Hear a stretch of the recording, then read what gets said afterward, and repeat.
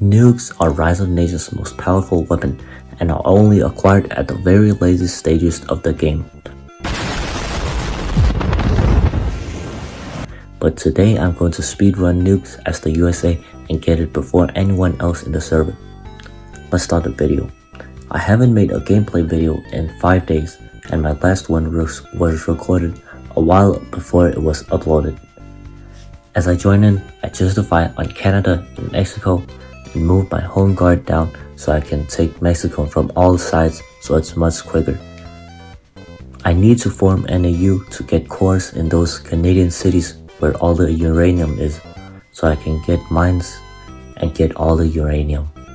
I make electronic, steel, and fertilizer in my big cities and make 2 motor and 6 civilian factories all in this group of cities.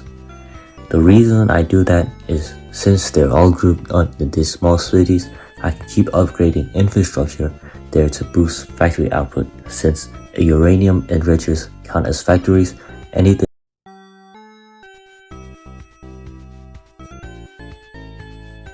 later, when I've gotten level 10 infrastructure on all these cities, I can make my enrichers there.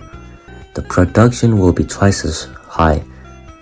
I declare on Mexico, and then later on when my tanks spawn, I declared on Canada and auto capture with my tanks. My stability started to fall low because I lost stability declaring on 2 countries, but by forming NAU, I gained 10 stability backs, so it won't be a problem for long. And there we go. Normally I would have to make much more civilian factories because my population increased, but because I upgraded infrastructure, I don't need to do that. I maxed research and education spending all the way to get as much research as possible. I was really hoping the server wouldn't die before I got nukes, so I started typing random things in the chat in hopes of keeping the server alive. I got Quantum in late 2022 and started to research the economic tree.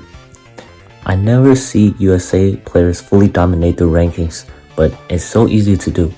Unlike China, I can max spending loss without getting deficit because I started democracy.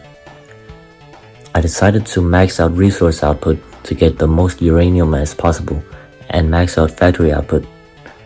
And I also forced change to communism for extra factory output. Finally, I unlocked nukes, and I launched my first nuke in 2030 and launched on Bhutan twice. And then I thought I was at war with Norway, but Norway was on my side of the war, so I nuked Oslo and nothing happened.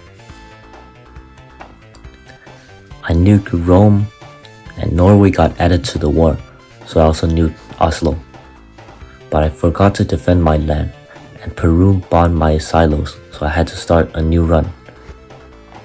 I had like 1,000 enriched uranium sitting there because I didn't have the money to make all those nukes after I switched to communism. This time I wanted to actually speedrun nukes and avoid all that resource output, so I didn't form NAU this time. I did the same factory setup as last game. I just took Sri Lanka because it's far away, but I ended up not using the base for anything.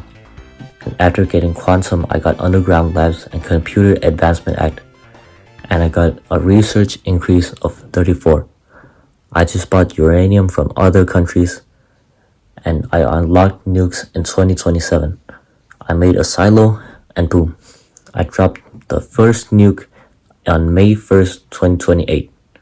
Comment down below if you got nukes before me. This video was pretty short because there's not much to show when I was just getting research the whole time. I'll do more longer videos as small countries next time. I hope you enjoyed. Subscribe to the channel and I'll see you in the next video.